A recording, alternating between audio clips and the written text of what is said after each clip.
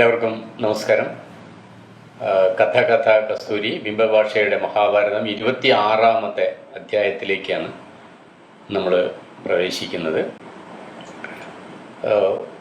നളദമയന്തിമാരുടെ കഥയാണ് പറഞ്ഞുകൊണ്ടിരിക്കുന്നത്.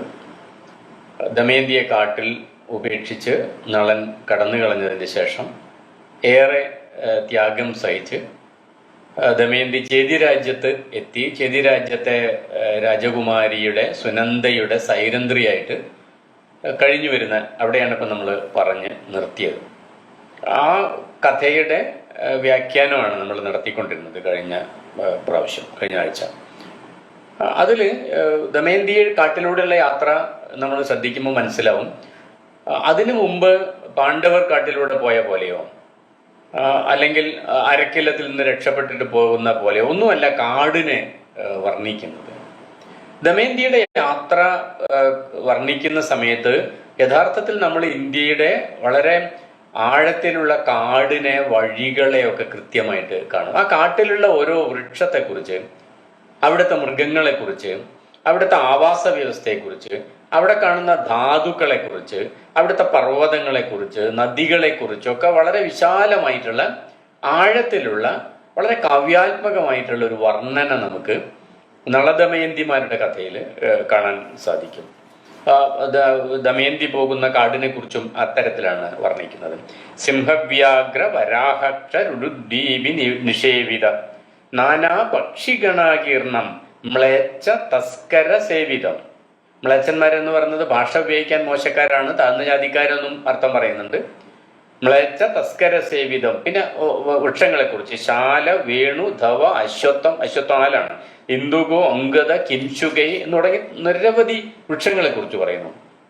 അർജുനം, ആരിഷ്ടം, സഞ്ജന്നം, ചന്ദനൈശ്ച ശാൽമലൈ, അതേപോലെ ജാമ്പ, ആമല, അങ്ങനെ മാവിനെ കുറിച്ച്, അവിടെ എല്ലാ മൃഗങ്ങളെ കുറിച്ചും പക്ഷികളെ കുറിച്ചും പറയുന്നു. ഇങ്ങനെ പ്രകൃതിയുടെ മൊത്തത്തിലുള്ളൊരു വർണ്ണന നമുക്ക് ദമയന്തി സഞ്ചരിക്കുന്ന കാട്ടിലൂടെ ഈ നളചരിതത്തിലൂടെ സഞ്ചരിക്കുമ്പോൾ നമുക്ക് കാണാൻ സാധിക്കും. എന്താ അതിൻ്റെ വ്യത്യാസം, പ്രത്യേകത? നമ്മൾ നേരത്തെ സൂചിപ്പിച്ചാണ്. കഥ പറയുക എന്നുള്ളതിൽ നിന്ന്, വെറുതെ കഥ പറഞ്ഞു പോവുക എന്നുള്ളതിൽ നിന്ന് ഒരു പടി കൂടെ വികസിച്ച് കഥയെ കവിതയാക്കി മാറ്റുക എന്ന് പറയുന്ന ഒരു പ്രക്രിയയിലേക്ക് ഇപ്പോൾ പ്രവേശിച്ചിരിക്കുന്നു. എന്ന് വെച്ചാൽ ഈ കാലത്തിൻ്റെ, ഭാഷയുടെ വികാസത്തിൻ്റെ, സാഹിത്യത്തിൻ്റെ വികാസത്തിൻ്റെ, കാലഘട്ടത്തിൻ്റെ വികാസത്തിൻ്റെ ഒക്കെ കാഴ്ച നമുക്ക് ഈ 2 കഥയും വെച്ച് നോക്കുമ്പോൾ കാണാൻ പറ്റും. അരക്കില്ലത്തിൽ നിന്ന് രക്ഷപ്പെട്ട് അല്ലെങ്കിൽ കാട്ടിലൂടെ പാണ്ഡവർ സഞ്ചരിക്കുന്ന ആ വർണ്ണനയല്ല ദമയന്തിയുടെ കാട്ടിൻ്റെ വർണ്ണന എന്ന് നമുക്ക് കാണാൻ സാധിക്കും. അതുപോലെ ഓരോ തരത്തിലുള്ള നാനാ ധാതുശതൈർനന്ദാൻ വിവിധാൻ എന്ന് തുടങ്ങിയിട്ട് നികുഞ്ചാൻ, പക്ഷിസങ്കുഷ്ടാൻ, ധരിച്ച, അത്ഭുതദർശന, അവിടെ ഓരോ കാഴ്ചയും കുറിച്ചിട്ട് വർണ്ണിക്കുന്നത് നമുക്ക് കാണാൻ സാധിക്കും. ദമയന്തിയെ നമ്മൾ ഏതായാലും ചേതിരാജ്യത്ത് ഏൽപ്പിച്ചല്ല, ഒരു ആസ്ഥാനത്ത് ഏൽപ്പിച്ചല്ല, സൈരന്ധ്രിയായിട്ടാണെങ്കിലും വലിയ അപകടം കൂടാതെ സംരക്ഷിക്കപ്പെടുന്ന ഒരു സ്ഥലത്ത് ഏൽപ്പിച്ചല്ലോ. നളന് എന്താണ് സംഭവിച്ചത് എന്ന് നമുക്ക് ഈ ആഴ്ച നോക്കാം. ദമയന്തിയെ വിട്ട് അവിടുന്ന് ഓടിപ്പോന്ന് വല്ലാത്ത വിഷമവും സങ്കടവും ഒക്കെ ആയിട്ട് ഈ ബാദ്യവസ്ത്രവുമായിട്ട് വിശന്നു വലഞ്ഞ് കാട്ടിലൂടെ നളൻ ഒറ്റയ്ക്ക് കരഞ്ഞുകൊണ്ട് നടക്കുകയാണ്. തീരെ നിവൃത്തിയില്ലാത്തൊരു സാഹചര്യത്തിലാണ് താൻ ഒരിക്കലും ചെയ്യാൻ പാടില്ലാത്ത ഒരു കൃത്യം നളൻ ചെയ്തിരിക്കുന്നത്. ആ ചെയ്തതുകൊണ്ട് ദമയന്തി രക്ഷപ്പെടട്ടെ, ദമയന്തി ഒരുപക്ഷെ അച്ഛനെ അന്വേഷിച്ച് അച്ഛൻ്റെ നാട്ടിലെത്തട്ടെ എന്നൊക്കെ പ്രതീക്ഷിച്ചാണ് ഇത് ചെയ്തത്. അങ്ങനെ പക്ഷെ താൻ ചെയ്തത് തെറ്റാണ്, അധാർമികമായ പ്രവൃത്തിയാണ് താൻ ചെയ്തത് എന്ന ബോധ്യമുണ്ട്. അങ്ങനെ കരഞ്ഞും സങ്കടപ്പെട്ടും തന്നെത്താൻ വിമർശിച്ചും ഒക്കെ നടക്കുന്ന നളൻ പെട്ടെന്നൊരു കരച്ചിൽ കേട്ടു. നള ഓടി വരണേ എന്ന് പറഞ്ഞിട്ട് ആരോ കരയാണ്. അപ്പൊ ഈ കാട്ടിനുള്ളിൽ നിന്ന് ആരാണ് തൻ്റെ പേര് വിളിച്ച് ഇങ്ങനെ കരയുന്നത് എന്ന് ഓർത്ത് നളൻ അങ്ങോട്ട് ഓടിച്ചെന്ന് നോക്കിയപ്പോൾ ഒരിടത്ത് ആകെ കാട്ടുതീ പടർന്ന് പിടിച്ചിട്ടുണ്ട്. ആ കാട്ടുതീയിന്റെ ഉള്ളിൽ നിന്നാണ് ആരോ തൻ്റെ പേര് വിളിച്ച് കരയുന്നത് എന്ന് നളന് മനസ്സിലായി. കാട്ടുതീവിന്റെ അടുത്തേക്ക് നളൻ ചെന്ന് നോക്കിയപ്പോൾ കാട്ടുതീയിൽ പെട്ട് പെടയുന്ന ഒരു പെരുമ്പാമ്പിനെയാണ് നളൻ കണ്ടത്. ആ പെരുമ്പാമ്പാണ് നളന്റെ പേര് വിളിച്ച് കരയുന്നത്. അപ്പോൾ അഗ്നിദേവന്റെ വരസിദ്ധി ഉള്ളത് കൊണ്ട് നളന് അഗ്നി പൊള്ളിക്കില്ല. അപ്പൊ നളൻ ആ കാട്ടുതീയിന്റെ ഉള്ളിലേക്ക് പ്രവേശിച്ച് ആ പെരുമ്പാമ്പിനെ കയ്യിൽ എടുത്ത് അതിനെ രക്ഷപ്പെടുത്തി തീയിന്റെ പുറത്തേക്ക് കൊണ്ടുവന്നു. അപ്പോൾ ആ പെരുമ്പാമ്പ് മനുഷ്യന്മാർ സംസാരിക്കുന്ന ഭാഷയിൽ നളനോട് സംസാരിക്കാൻ തുടങ്ങി. അല്ലയോ നളരാജാവേ, അങ്ങേക്ക് ഞാൻ നന്ദി പറയുകയാണ്. ഞാൻ കാർക്കോടകനാണ്, സർപ്പ നേതാവായിട്ടുള്ള കാർക്കോടകനാണ്, സർപ്പങ്ങളുടെ നഖങ്ങളുടെ നേതാവായിട്ടുള്ള അധീപനായിട്ടുള്ള കാർക്കോടകനാണ്. എന്നെ രക്ഷിച്ചതിന് ഞാൻ അങ്ങയോട് നന്ദി പറയുകയാണ്. ഞാൻ അങ്ങയ്ക്ക് ഒരു ഉപകാരം ചെയ്യാം. നിങ്ങൾ എനിക്കൊരു ഉപകാരം ചെയ്തല്ലോ, എൻ്റെ ജീവൻ രക്ഷിച്ചല്ലോ. ഞാൻ അങ്ങയ്ക്കൊരു ഉപകാരം ചെയ്യാൻ. എന്താണ് ഉപകാരം? നിങ്ങൾ സ്വന്തം കാലടി എണ്ണി 10 അടി മുന്നോട്ട് നടക്കുക.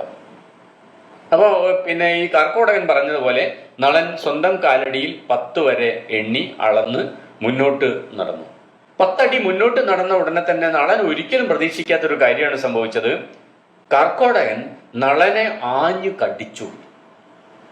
ഉപകാരം ചെയ്ത താൻ ജീവൻ രക്ഷപ്പെടുത്തിയ ഈ പിന്നെ സർപ്പം തന്നെ ആഞ്ഞു കടിച്ചത് കണ്ട് നളനാകെ അത്ഭുതപ്പെടുകയും സങ്കടപ്പെടുകയും എന്താ സംഭവിക്കുന്നത് മനസ്സിലായില്ല നളന്. ജീവൻ രക്ഷിച്ച തന്നെ എന്തിനാണ് കടിച്ചത് എന്ന് കാർക്കോടകനോട് ചോദിക്കുന്നുണ്ട്. മാത്രമല്ല, ഈ സർപ്പം കടിച്ചതോടുകൂടി നളന്റെ നിറമാകെ മാറുകയും ഇരുണ്ടു പോവുകയും വിഷബാധയേറ്റ് ശരീരത്തിലാകെ ഇരുട്ട് കറുപ്പ് വ്യാപിക്കുകയും നീല നിറം വ്യാപിക്കുകയും നളന്റെ പിന്നെ രൂപമാകെ കുറുതായി പോവുകയും നല്ല നീളവും നല്ല നിറവുമൊക്കെയുള്ള സുന്ദരനായിട്ടുള്ള നളനാകെ ഒരു കുള്ളനായി മാറുകയും അങ്ങനെ വലിയ രൂപമാറ്റം, തന്റെ വേഷമാകെ തന്റെ രൂപമാകെ വികൃതമാവുകയും മുഖച്ഛായ പോലും മാറിപ്പോവുകയും ചെയ്യുന്ന ഒരവസ്ഥയിൽ നളൻ എത്തി. അപ്പോൾ നളൻ ചോദിച്ചു, അങ്ങ് എന്താണ് ഈ ചെയ്തിരിക്കുന്നത്? എന്തിനാണ് താങ്കളുടെ ജീവൻ രക്ഷിച്ച എന്നോട് ഈ കടുങ്കൈ അങ്ങ് ചെയ്തിരിക്കുന്നത്? അപ്പോൾ ഈ കർക്കോടകൻ പറഞ്ഞു, നള, ഞാൻ അങ്ങയെ സഹായിക്കുകയാണ് യഥാർത്ഥത്തിൽ ചെയ്യുന്നത്. അങ്ങയുടെ ഉള്ളിൽ ഒരുവൻ ഇപ്പോ എൻ്റെ ഈ കടിയേറ്റിട്ട് ഞാൻ അങ്ങയിൽ പ്രവേശിപ്പിച്ച ഈ വിഷം തീണ്ടിയിട്ട് അങ്ങയുടെ ഉള്ളിലെ ഒരുവനിപ്പോൾ വല്ലാതെ വേദനിക്കുന്നുണ്ടാവും, സങ്കടപ്പെടുന്നുണ്ടാവും. മാത്രമല്ല, അങ്ങക്ക് കുറേ കാലത്തേക്കെങ്കിലും ആരും അറിയാതെ ഈ വരുന്നത് നളനാണ് എന്ന് ആർക്കും തിരിച്ചറിയാൻ സാധിക്കാത്ത തരത്തിൽ അങ്ങക്ക് ഒളിച്ചു താമസിക്കാനും ഈ രൂപമാറ്റം അങ്ങയെ സഹായിക്കും. അങ്ങ് നേരെ അയോധ്യയിലേക്ക് ചെല്ലണം. അയോധ്യയിൽ ചെന്നിട്ട് അവിടെ ഋതുപർണൻ എന്ന് പറയുന്ന ഒരു രാജ്യം ഭരിക്കുന്നത് അങ്ങക്ക് അറിയാമല്ലോ. അദ്ദേഹത്തിൻ്റെ അടുത്ത് ചെന്നിട്ട് അദ്ദേഹത്തിൻ്റെ സൂതനായിട്ട് അവിടെ താമസിക്കണം. ബാഹുകൻ എന്ന പേര് അങ്ങക്ക് സ്വീകരിക്കാം.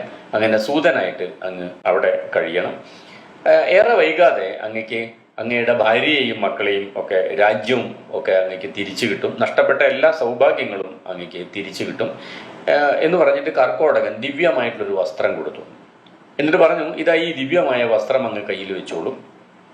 എന്നെ സ്മരിച്ച് ഈ വസ്ത്രം ധരിച്ചാൽ അങ്ങക്ക് പഴയ രൂപം തിരിച്ചു കിട്ടുകയും ചെയ്യും.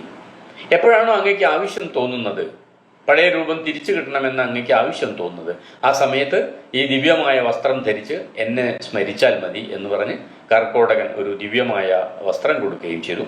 അങ്ങനെ നളൻ കാർക്കോടകനെ വന്ദിച്ച് അയോധ്യയിലേക്ക് യാത്ര തിരിച്ചു. 10 ദിവസം കാട്ടിലൂടെ കാൽനടയായിട്ട് നടന്ന് തളർന്ന് ആണ് അയോധ്യയിലെത്തിയത്. പിന്നെ നളൻ അവിടെ ഋതുപർണ രാജാവിൻ്റെ കൊട്ടാരത്തിലെത്തി രാജാവിനെ കണ്ടു. സ്വന്തം യാഥാർത്ഥ്യം അദ്ദേഹം വെളിപ്പെടുത്തിയില്ല. ഞാൻ നളനാണ്, ഇങ്ങനെ ചൂതിൽ തോറ്റ് കാട്ടിലലയാണ്, എനിക്ക് എന്തെങ്കിലും ഒരു അങ്ങനെയല്ല പറഞ്ഞത്. അദ്ദേഹം പറഞ്ഞു, മഹാരാജാവേ, ഞാൻ ബാഹുകൻ എന്നാണ് എൻ്റെ പേര്, അങ്ങയെ സേവിച്ചു പാർക്കാൻ അവസരം തരിക എന്ന് പറഞ്ഞു. അപ്പോൾ ഈ കറുത്ത് കുള്ളനായിട്ടുള്ള വികൃതനായിട്ടുള്ള ഒരു മനുഷ്യൻ ഒരു ദിവസം രാവിലെ എണീറ്റ് വന്നിട്ട്, ഞാൻ ബാഹുകനാണ്, ഞാൻ നിങ്ങളെ സേവിച്ചു പാർക്കാൻ ഉദ്ദേശിക്കുന്നു എന്ന് പറഞ്ഞ് ഒരു രാജാവിനെ ചെന്ന് കണ്ടാൽ പെട്ടെന്ന് രാജാവിനെ അയാളെ സ്വീകരിക്കാൻ പറ്റില്ല. അപ്പൊ ഇയാളെ കണ്ടിട്ട്, ഇയാൾ എന്താണ്, നിനക്ക് എന്ത് തൊഴിലറിയാം എന്ന് ആദ്യം ഈ ഇദ്ദേഹം ചോദിച്ചു. അപ്പം ബാഹുകൻ പറഞ്ഞു, ബാഹുകനായിട്ടുള്ള നളൻ പറഞ്ഞു, തമ്പുരാനെ, ഞാൻ സൂതനാണ്, അശ്വശിക്ഷാ വിദഗ്ധനാണ്, മാത്രമല്ല പാചകത്തിലും ഞാൻ നിപുണനാണ്, സമർത്ഥനാണ്. ഇനി ഇതിൻ്റെ അപ്പുറത്ത് എന്ത് ജോലിയാണ് അങ്ങ് തരുന്നതെങ്കിൽ ആ ജോലി ഞാൻ നിർവഹിക്കാനും തയ്യാറാണ് എന്ന് പറഞ്ഞു. ബാഹുകോ അഹം ഇതി ബ്രുവൻ, ഞാൻ ബാഹുകനാണ് എന്ന് പറഞ്ഞു. അശ്വാനാം വാഹനേ യുക്ത പൃഥിവ്യാം നാസ്തി മത്സമ, എനിക്ക് സമനായിട്ട് അശ്വവിദ്യയിൽ ആരും ഇല്ല എന്നാണ് ഇതി ബ്രുവൻ പറഞ്ഞു കേൾക്കുന്നത്. ആൾക്കാർ അങ്ങനെയാണ് പറയുന്നത്, എന്നെ പറ്റി പറയുന്നത്. ഞാൻ തന്നെ പറഞ്ഞിട്ട് കാര്യമില്ലല്ലോ, മറ്റുള്ളവർ എന്നെ പറ്റി അങ്ങനെയാണ് പറയുന്നത്. ലോകത്ത് കുതിരയെ ഓടിക്കുന്ന കാര്യത്തിൽ എന്നേക്കാൾ വിദഗ്ധനായിട്ട് മറ്റൊരാളില്ല എന്നാണ് പറയുന്നത്. മാത്രമല്ല അന്നസംസ്കാരം അഭിജ, ഭക്ഷണം പാകം ചെയ്യാനും എന്നോളം കേമനായിട്ട് മറ്റൊരാളില്ല എന്നാണ് ആളുകൾ പറയുന്നത്. അപ്പൊ രാജാവ് പറഞ്ഞു, നോക്കട്ടെ നിന്റെ മിടുക്ക് ഞാനൊന്ന് പരീക്ഷിച്ച് നോക്കാം. എൻ്റെ കുതിരകൾക്ക് വേഗം പോരാ, എനിക്കാണെങ്കിൽ വളരെ വേഗമുള്ള യാത്രയാണ് ഇഷ്ടം. അതുകൊണ്ട് ഇവിടെ വാർഷ്ണേയൻ ജീവലൻ എന്ന പേരിൽ 2 സൂതന്മാര് ഇപ്പൊ തന്നെ ഉണ്ട്. അവരുടെ നേതാവായിട്ട് നീ ഇവിടെ താമസിച്ചോളൂ, അവരുടെ ഒരു നേതൃത്വം വഹിച്ചോളൂ, നീ ഇവിടെ താമസിച്ചോളൂ. നിനക്ക് 1000 നാണയങ്ങളായിരിക്കും നിന്റെ വേതനം നൽകുന്നത്. അങ്ങനെ രാജാവിന്റെ നിർദ്ദേശം അനുസരിച്ച് കുതിരക്കാരുടെ മേലാളനായിട്ട് ബാഹുകൻ അവിടെ താമസിക്കാൻ തുടങ്ങി. രാജാവിന് നന്ദി പറഞ്ഞതിന് ശേഷം ഈ സൂതന്മാര് താമസിക്കുന്ന, കുതിരക്കാരൊക്കെ താമസിക്കുന്ന പാർപ്പിടത്തിലേക്ക് ബാഹുകനെ ആളുകൾ പറഞ്ഞയക്കുകയും ചെയ്തു. അവിടെ ചെന്ന് നോക്കിയപ്പം നളന്റെ പഴയ തേരാളിയായ വാർഷ്ണേയനാണ് അവിടുത്തെ ഒരു സൂതൻ, ഒരാള്. പക്ഷേ നളനെ കണ്ടിട്ട് വാർഷ്ണേയന് മനസ്സിലായിട്ടില്ല. കാരണം നളന്റെ രൂപമാകെ മാറിയതുകൊണ്ട് വാർഷ്ണേയന് മനസ്സിലായില്ല. വാർഷ്ണേയൻ എങ്ങനെയാണ് അയോധ്യയിലെത്തിയത്? വാർഷ്ണേയൻ ഇന്ദ്രസേനയെയും കൂട്ടിക്കൊണ്ട് വന്നതാണ് ഭീമരാജാവിന്റെ കൊട്ടാരത്തിലേക്ക്. കുട്ടികളെ അവിടെ ഏൽപ്പിച്ചു, നളന്റെ കുതിരയും അവിടെ ഏൽപ്പിച്ചതിന്റെ രഥവും അവിടെ ഏൽപ്പിച്ചതിന്റെ ശേഷം വല്ലാതെ സങ്കടപ്പെട്ട് രാജാവിന് വന്നിരിക്കുന്ന ദുരന്തം ഓർത്ത് കരഞ്ഞ് കുറേ അലഞ്ഞു തിരിഞ്ഞ് അവസാനം അയോധ്യ രാജാവിന്റെ കൊട്ടാരത്തിൽ എത്തിയിട്ട് അദ്ദേഹത്തിന്റെ സൂതനായിട്ട് അവിടെ പാർത്തു വരികയാണ് വാർഷ്ണേയൻ. പക്ഷെ വാർഷ്ണേയന് രൂപം മാറിയത് കൊണ്ട് നളനെ തിരിച്ചറിയാൻ കഴിഞ്ഞതില്ല. അപ്പം നളനെ ഓർമ്മിച്ചു, കാർക്കോടകന്റെ വാക്കുകൾ നളൻ ഓർമ്മിച്ചു. നിങ്ങളെ ആർക്കും മനസ്സിലാവാൻ സാധിക്കില്ല ഈ രൂപത്തിൽ എന്ന് പറഞ്ഞ ആ വാക്കുകൾ നളൻ ഓർമ്മിക്കുകയും ചെയ്തു. ജോലിയെല്ലാം തീർത്ത് രാത്രി ഈ എല്ലാ സൂതന്മാരും കൂടി കിടന്നുറങ്ങുന്ന സമയത്ത് ബാഹുകൻ എപ്പോഴും വല്ലാത്ത ചിന്തയിലാണ്ട് ദുഃഖിതനായിട്ടാണ് കിടക്കുക. ഇടയ്ക്ക് ഇങ്ങനെ ആരോടൊന്നില്ലാതെ ഇങ്ങനെ പറഞ്ഞു പോകും ചില കാര്യങ്ങൾ. കൊടുങ്കാട്ടിൽ പേടിച്ച് വിശന്ന് തളർന്ന് ആ പാവം എന്ത് ചെയ്തോ ആവോ, മൂഢനായ ഒരുവൻ നിമിത്തം കഷ്ടം അവൾ എത്രയധികം കഷ്ടപ്പെടുന്നുണ്ടാകും. ഇങ്ങനെയൊക്കെ തന്നെത്താൻ ഇങ്ങനെ പറഞ്ഞു. ചിലപ്പോൾ ഉറക്കത്തിലായിരിക്കും, ചിലപ്പോൾ പാതി ബോധത്തിലായിരിക്കും ഇങ്ങനെ പറയും.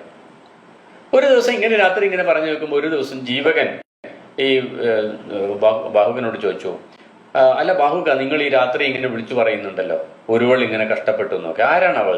എന്തിനാണ് നീ എന്നും ഇങ്ങനെ രാത്രി കരയുന്നത് എന്ന് ചോദിച്ചു. അപ്പൊ ബാഹുകൻ പറഞ്ഞു, ഒരുവന് പ്രിയപ്പെട്ട പത്നിയായി ഒരുവൾ ഉണ്ടായിരുന്നു, അവർ കഷ്ടകാലം കൊണ്ട് വേർപിരിഞ്ഞു, അവനോ അവളെ ഓർത്ത് ചുട്ടുനീറുന്നു. സുഹൃത്തെ, കൊടുങ്കാട്ടിൽ ദുഷ്ടമൃഗങ്ങൾക്കിടയിൽ അവൾക്ക് എന്തു സംഭവിച്ചുവോ ആവോ, എങ്കിലും അവൾ പതിവ്രതയാണ്, ബുദ്ധിമതിയുമാണ്, ഈശ്വരഭക്തി ഉള്ളവളും ആണ്. അതുകൊണ്ട് അവൾക്ക് ആപത്തൊന്നും സംഭവിക്കില്ല എന്ന് തന്നെയാണ് ഞാൻ വിശ്വസിക്കുന്നത്.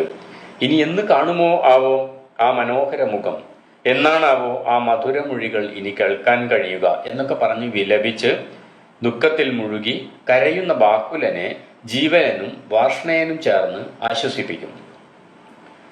ഇതാണ് അങ്ങനെ അയോധ്യയില് ഋതുവർണന്റെ കൊട്ടാരത്തിൽ നളൻ അവിടെ നിൽക്കുന്ന സമയത്ത് തന്നെ മകൾക്കും മരുമകനും സംഭവിച്ച ദുരന്തത്തെക്കുറിച്ച് ഭീമരാജാവ് അറിഞ്ഞിട്ടുണ്ടായിരുന്നു. അവരെവിടെയാണ് പോയത് എന്നറിയില്ല. മക്കളെ വാർഷ്ണേയൻ കൊട്ടാരത്തിൽ കൊണ്ടാക്കിയിട്ടുണ്ട്. പക്ഷെ തന്റെ മകൾക്കും മകളുടെ ഭർത്താവിനും എന്ത് സംഭവിച്ചു, അവരെവിടെയാണ് അലഞ്ഞു തിരിയുന്നത് ഒന്നും രാജാവിന് അറിയാൻ പറ്റില്ല, രാജാവിനും രാജ്ഞിക്കും. അപ്പൊ അവര് വല്ലാതെ, അച്ഛനും അമ്മയും വല്ലാതെ വിഷമിച്ചിട്ട് എല്ലാ ഭാഗത്തേക്കും പറഞ്ഞയക്കുന്നുണ്ട് ബ്രാഹ്മണന്മാരെ, ഈ നളനും ദമയന്തിയും എവിടെയെങ്കിലും ഉണ്ടോ എന്ന് നോക്കാൻ വേണ്ടി. വിദഗ്ധരായിട്ടുള്ള ബ്രാഹ്മണന്മാരെയാണ് നാനാദേശങ്ങളിലേക്കും പറഞ്ഞയക്കുന്നത്. അങ്ങനെ അന്വേഷിച്ച് നടക്കുന്നതിനിടയിൽ സുദേവൻ എന്ന ഒരു ബ്രാഹ്മണൻ ചേതി രാജാവിന്റെ കൊട്ടാരത്തിലും എത്തി. അവിടെ രാജകുമാരിയായിട്ടുള്ള സുനന്ദയെ കാണാൻ അനുമതി വാങ്ങി അന്തപുരത്തിൽ ചെന്ന് ബ്രാഹ്മണൻ രാജകുമാരിയോട് സംസാരിക്കൊണ്ടിരിക്കുന്നതിനിടയിൽ തോഴിമാരുടെ പിറകിൽ മറഞ്ഞു നിൽക്കുന്ന ഒരുവളെ നക്ഷത്രങ്ങൾക്കിടയിൽ കാറുമൂടിയ തിങ്കൾ പോലെ കണ്ടു എന്നാണ് മഹാഭാരതത്തിൽ പറഞ്ഞിരിക്കുന്നത്. അത് ഭീമരാജാവിന്റെ പുത്രിയായ ദമയന്തി ആണല്ലോ എന്ന് സുദേവന് പെട്ടെന്ന് മനസ്സിലായി. കാരണം കുട്ടിക്കാലത്ത് സുദേവൻ ഈ കുട്ടിയെ കണ്ടിട്ടുണ്ട്. പക്ഷേ സുദേവന് സംശയവുമായി. കാരണം നെറ്റിത്തടത്തിൽ രാജാവ് പറഞ്ഞ ഒരു വിശേഷപ്പെട്ട മറുക് കാണുന്നില്ല. അങ്ങനെ പറഞ്ഞിട്ടുണ്ടായിരുന്നു, രാജാവ് ഒരു അടയാളം കാണിച്ചിട്ടുണ്ടായിരുന്നു. അത് ആ മറുക് ഈ കുട്ടിക്ക് കാണുന്നില്ല. പക്ഷെ മറ്റെല്ലാ ലക്ഷണം നോക്കുമ്പോൾ ഇത് ദമയന്തി തന്നെയാണ് എന്ന് സുദേവന് തോന്നുകയും ചെയ്തു. അപ്പോൾ രണ്ടും കൽപ്പിച്ച് സുദേവൻ എന്ത് ചെയ്തു? ഈ സുനന്ദയോട് വന്ദനം പറഞ്ഞതിന് ശേഷം സുനന്ദയുടെ സൈരന്ധ്രിയോട് നേരിട്ട് സംസാരിക്കാൻ തുടങ്ങി. ഭീമരാജപുത്രി വന്ദനം. ഞാൻ നിന്റെ പിതാവ് അയച്ച സുദേവ ബ്രാഹ്മണനാണ്. ദേവി, നിന്റെ കുഞ്ഞുങ്ങളും അച്ഛനമ്മമാരും സുഖമായിരിക്കുന്നുണ്ട്. ബ്രാഹ്മണൻ ഇത്രയും പറഞ്ഞത് കേട്ടപ്പോൾ ഈ ഭൈമി അല്ലെങ്കിൽ ദമയന്തി സങ്കടം സഹിക്കാൻ സാധിക്കാതെ പൊട്ടിക്കരഞ്ഞു. അവൾ ബ്രാഹ്മണനെ പ്രണമിച്ചു. കൊട്ടാരത്തിലുള്ളവരുടെ വിവരങ്ങളൊക്കെ അന്വേഷിച്ചു. ഈ കാര്യങ്ങളൊക്കെ നടന്നുകൊണ്ടിരിക്കുമ്പോൾ സുനന്ദ തൊട്ടടുത്തുണ്ടായിരുന്നു. സുനന്ദയ്ക്ക് അറിയില്ല ഇത് നിഷധ രാജാവായിട്ടുള്ള നളന്റെ ഭാര്യയാണ് ഈ വന്നിരിക്കുന്നത്. മാത്രമല്ല നളന്റെ ഭാര്യ അല്ലെങ്കിൽ ദമയന്തി ആണെങ്കിൽ ഇവരുടെ ബന്ധുവും കൂടിയാണ്. പിന്നെ അത് സുനന്ദയ്ക്ക് മനസ്സിലായിട്ടില്ല ആരാണ് എന്ന്. അപ്പൊ ഇത് ഈ കാഴ്ച കണ്ടപ്പോൾ സുനന്ദ ഓടിച്ചെന്ന് രാജമാതാവിനോട് വിവരം പറഞ്ഞു. അവിടെ സംഭവിച്ചതൊക്കെ നമ്മുടെ കൊട്ടാരത്തിൽ എൻ്റെ സൈരന്ധ്രിയായിട്ട് താമസിച്ചുകൊണ്ടിരിക്കുന്ന ആ സ്ത്രീ ഉണ്ടല്ലോ, അവള് ദമയന്തിയാണ് എന്ന് പറയുന്നു. ഇപ്പോൾ വന്ന സുദേവ ബ്രാഹ്മണൻ അക്കാര്യം പറയേണ്ടായി എന്ന് പറഞ്ഞു. മഹാറാണി ഭീമൻ എന്ന വിദർഭ രാജാവിന്റെ പുത്രിയായിട്ടുള്ള ദമയന്തിയാണ് ഇവൾ എന്ന് മകള് വന്ന് പറഞ്ഞപ്പം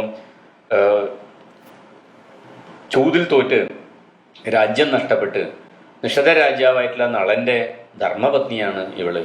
ഇവരുടെ പിതാവായ ഭീമനൃപൻ ഭൂമിയിൽ എല്ലായിടത്തും അന്വേഷണത്തിനായിട്ട് ആളെ അയച്ചിട്ടുണ്ട്. അതിലൊരുവനായ സുദേവൻ എന്ന ബ്രാഹ്മണനാണ് ഞാൻ എന്നൊക്കെ ഈ ബ്രാഹ്മണൻ വന്നിട്ട് ഈ രാജമാതാവിനോട് പറഞ്ഞു.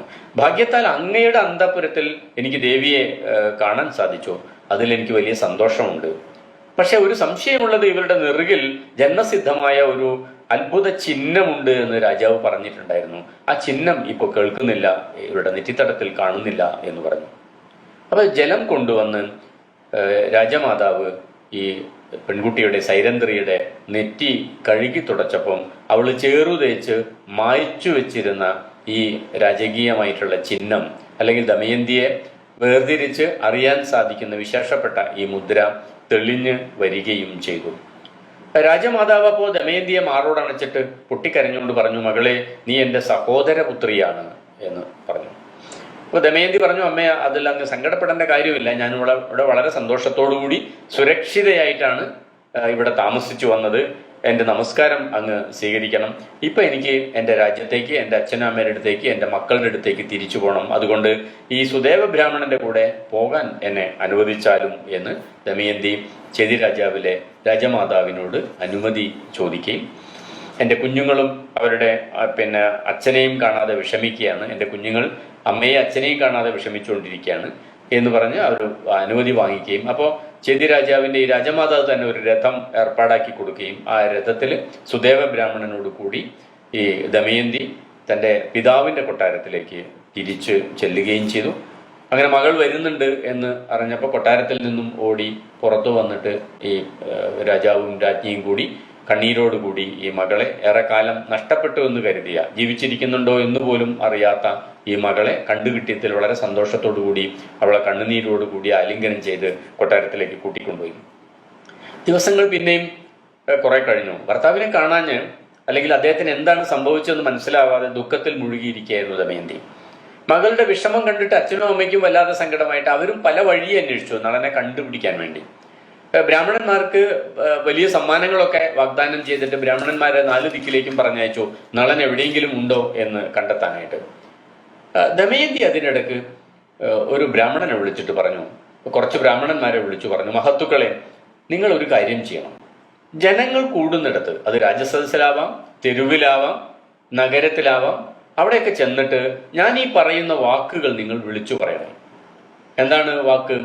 അതൊരു അടയാള വാക്യമാണ്. ആ വാക്യം ഇതാണ്: പ്രിയപ്പെട്ടവനെ, എൻ്റെ വസ്ത്രം പകുതി മുറിച്ചെടുത്ത് അങ്ങ് എവിടെ പോയി മറഞ്ഞു? അബലയായ പത്നിയെ കാട്ടിൽ ഉപേക്ഷിക്കുക ധർമ്മമാണോ? അവൾ ഇന്നും ഇതേ മട്ടിൽ കരഞ്ഞുകൊണ്ടിരിക്കുകയാണ്. അവളിൽ പ്രസാദിച്ചാലും മറുപടി തന്നാലും. ഇത് പറയുമ്പോൾ നിങ്ങൾ എന്താ നോക്കേണ്ടത്? കേട്ടു നിൽക്കുന്നവരിൽ ആരെങ്കിലും ഈ വാക്കുകൾക്ക് മറുപടി പറയുന്നുണ്ടോ? അല്ലെങ്കിൽ അവരുടെ മുഖഭാവം മാറുന്നുണ്ടോ? എന്താണ് അവർക്ക് സംഭവിക്കുന്ന മാറ്റം, അത് ശ്രദ്ധിക്കണം. ആരെങ്കിലും എന്തെങ്കിലും മറുപടി പറഞ്ഞാൽ ആ മറുപടി എൻ്റെ അടുത്ത് വന്നിട്ട് ഇവിടെ എന്നോട് പറയുകയും വേണം എന്ന് ദമയന്തി ഈ ദൂതന്മാരോട് പറഞ്ഞ് ഏർപ്പാട് ചെയ്തു. അങ്ങനെ തന്നെ ചെയ്യാം എന്ന് സമ്മതിച്ച് നിരവധി ദൂതന്മാർ പല ഭാഗത്തേക്കും പോയി. അവർ പല സ്ഥലത്തും വന്നിട്ട് ഈ ഒരു സന്ദേശം വിളിച്ചു പറഞ്ഞു. പലരും ഇത് കേട്ടതായി ഭാവിച്ചില്ല. ചിലരൊക്കെ കേട്ടിട്ട് എന്താ ഈ പറയുന്നതെന്ന് മനസ്സിലാവാതെ അവർ തിരിഞ്ഞു നടന്നു. ചിലർ എന്താണ് കാര്യമെന്ന് ഈ ദൂതന്മാരോട് അന്വേഷിച്ചു. നിങ്ങൾ എന്താണ് അതും ഇതൊക്കെ വിളിച്ചു പറയുന്നതെന്ന് അന്വേഷിച്ചു. പക്ഷെ ആരും ആ മൊഴിക്ക് മറുമൊഴി പറഞ്ഞില്ല. എന്നാൽ ദൂതന്മാരുടെ കൂട്ടത്തില് പർണാദൻ എന്നൊരു ദൂതൻ വളരെ ഉത്സാഹത്തോടെയാണ് കൊട്ടാരത്തിലേക്ക് തിരിച്ചെത്തിയത്, ദമയന്തിയുടെ അടുത്തേക്ക് തിരിച്ചെത്തിയത്. അയാൾ ദമയന്തിയോട് പറഞ്ഞു, ദേവി, ഞാൻ പലയിടത്തും ചുറ്റിക്കറങ്ങി. ആ കൂട്ടത്തിൽ അയോധ്യയിൽ ചെന്നു. അത് അയോധ്യയിലെ ഋതുപർണൻ എന്ന രാജാവിനോട് രാജസദസ്സിൽ വെച്ചിട്ട് ഞാൻ ദേവി പറഞ്ഞ ഈ കാര്യം പറഞ്ഞു. രാജാവ് ഇത് ശ്രദ്ധിച്ചതൊന്നുമില്ല, ഒന്നും മിണ്ടാതെ കേട്ടിരുന്നുള്ളൂ. സദസ്യരിൽ ചില ആൾക്കാരൊക്കെ അങ്ങ് എന്താണ് ഈ പറയുന്നതെന്ന് ചോദിച്ചു.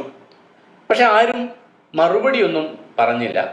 ഞാൻ നിരാശനായിട്ട് അവിടുന്ന് പുറത്തേക്ക് ഇറങ്ങുന്ന സമയത്ത് ഒരാൾ എൻ്റെ പിറകെ വന്നു. അയാൾ കാഴ്ചയിലാണെങ്കിൽ ഒരു മുണ്ടനാണ്, ഉയരം കുറഞ്ഞു, വിരൂപനായിട്ടുള്ളൊരു മനുഷ്യനാണ്, കറുപ്പ് നിറാണ്. ആരാണ് താനെന്ന് ഞാൻ അവനോട് ചോദിച്ചപ്പോൾ രാജാവിൻ്റെ മുഖ്യ തേരാളിയും പാചകക്കാരനുമാണ് എന്നാണ് അവൻ എന്നോട് മറുപടി പറഞ്ഞത്. പക്ഷെ അപ്പോൾ അവൻ്റെ കണ്ണിൽ നിന്ന് കണ്ണുനീരൊഴുകുന്നുണ്ടായിരുന്നു. ഞാൻ ഈ പറഞ്ഞ അടയാളവാക്യം ശ്രവിച്ചുകൊണ്ടിരുന്നിട്ട് അവൻ്റെ കണ്ണിൽ നിന്ന് കണ്ണുനീരൊഴുകുന്നുണ്ടായിരുന്നു. അവൻ നെടുവീർപ്പിട്ടുകൊണ്ട് പറഞ്ഞു, കുറ്റം ചെയ്തവനെങ്കിലും പതിയെ കുലസ്ത്രീകൾ ദ്വേഷിക്കുകയില്ല. ഭർത്താവ് വിടിഞ്ഞു പോയാലും പാതിവൃത്യ ശക്തിയാൽ അവൾ ജീവിച്ചുകൊള്ളും. കഷ്ടകാലത്തിൽപ്പെട്ട് മൂഢനായി ദുഃഖിതനായി ഉടലുന്ന ഭർത്താവിനോട് അവൾ ഒരിക്കലും കോപിച്ചുകൂടാ.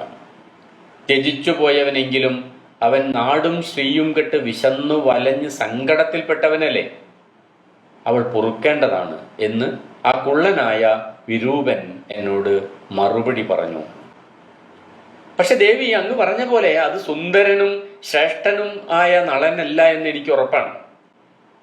അത് വികൃത രൂപനായിട്ടുള്ള, കറുമ്പനായിട്ടുള്ള, കുറിയവനായിട്ടുള്ള ഒരു മനുഷ്യനാണ്.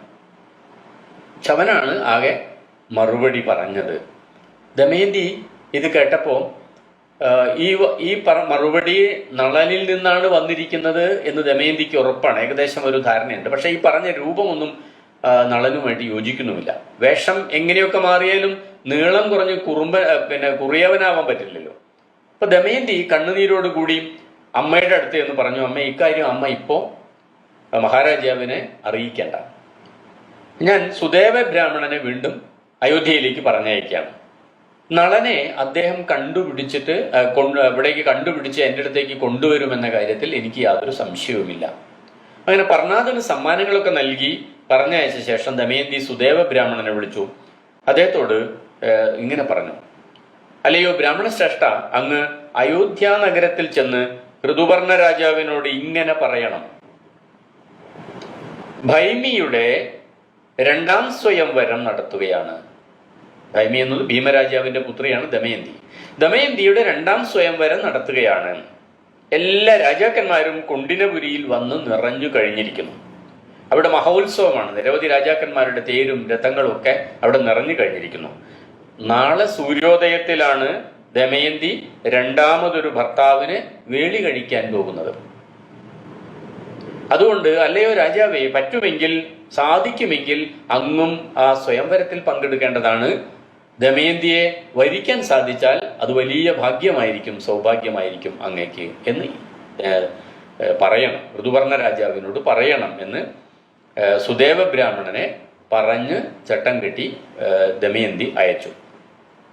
ദമയന്തി പറഞ്ഞ പ്രകാരം തന്നെ സുദേവ ബ്രാഹ്മണൻ ഋതുപർണ രാജാവിന്റെ കൊട്ടാരത്തിലെത്തി സന്ദേശം അറിയിച്ചു.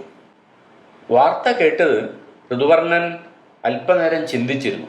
ദമയന്തിയെക്കുറിച്ച് അക്കാലത്ത് എല്ലാ രാജാക്കന്മാർക്കും കേട്ടതാണ്. മാത്രമല്ല, ദമയന്തി സ്വയംവരത്തിന് പോകാത്തവരായിട്ട് ആരുമില്ല. ദേവന്മാർ പോലും ആഗ്രഹിച്ചു പോകുന്ന സൗന്ദര്യത്തിന്റെയും ബുദ്ധിയുടെയും ഒക്കെ വിളനിലമാണ് ദമയന്തി എന്ന പെൺകുട്ടിയും ആ രാജാവിനറിയാം. അപ്പൊ ദമയന്തിയെ തനിക്ക് ലഭിച്ചാലോ അത് വലിയ കാര്യമായിരിക്കും എന്ന് ഋതുപർണ രാജാവിനും തോന്നി.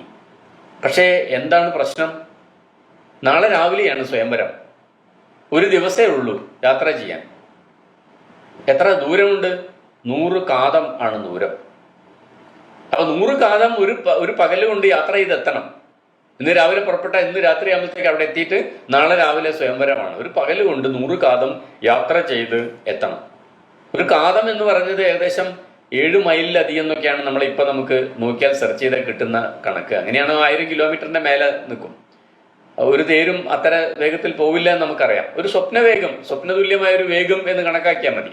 അല്ലെങ്കിൽ അസാധ്യമായിട്ടുള്ള, സാധാരണക്കാർക്ക് സാധിക്കാത്ത ഒരു വേഗം എന്ന് കണക്കാക്കിയാൽ മതി. അപ്പൊ എന്നാൽ ഈ ഋതുപർണൻ തന്റെ തേരാളിയായിട്ടുള്ള ബാഹുകനെ വിളിച്ചു.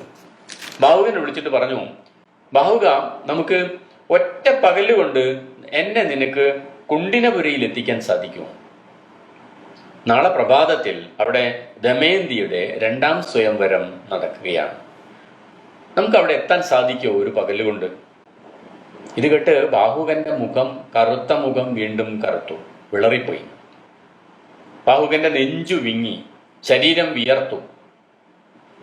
എന്റെ ദമയന്തി, എൻ്റെ 2 മക്കളുടെ മാതാവ് ഇങ്ങനെ ചെയ്യുമോ എന്ന് നളൻ പെട്ടെന്ന് വളരെ സങ്കടത്തോടെ ഓർത്തു. ഇനിയിപ്പോ സ്ത്രീ സ്വഭാവം കാരണം അവൾ എന്നെ വെടിഞ്ഞുവോ എന്ന് നളൻ സംശയിക്കുന്നുണ്ട്. അതോ ഇതൊരു ഉപായം മാത്രമായിരിക്കുമോ എന്നും നളന് സംശയമുണ്ട്. പതിവ്രതയായ ഭൈമി, എൻ്റെ 2 കുഞ്ഞുങ്ങളുടെ അമ്മ, മറ്റൊരു വിവാഹത്തിന് ഒരുങ്ങുകയില്ല. പോകാം, എന്താണ് ഈ പറയുന്നതിൻ്റെ അർത്ഥം എന്ന് അവിടെ ചെന്ന് അറിയാം എന്ന് വിചാരിച്ച് ബാഹുകൻ കുറച്ചു നേരം ആലോചിച്ചിരുന്നതിന് ശേഷം ബാഹുകൻ പറഞ്ഞു, മഹാരാജാവേ, ഒറ്റ പകലുകൊണ്ട് ഞാൻ താങ്കളെ കുണ്ടിനപുരയിൽ എത്തിക്കാം, ഒരുങ്ങിക്കൊള്ളൂ എന്ന് പറഞ്ഞു. അങ്ങനെ ബാഹുകൻ നേരെ ലായത്തിലെത്തി ലക്ഷണമൊത്ത 4 മെലിഞ്ഞ കുതിരകളെ തെരഞ്ഞെടുത്തു. അവയെ കണ്ട് രാജാവിന് വല്ലാത്ത ദേഷ്യം വന്നു. നീ എന്നെ കളിയാക്കാനാണോ പറഞ്ഞിരിക്കുന്നത്?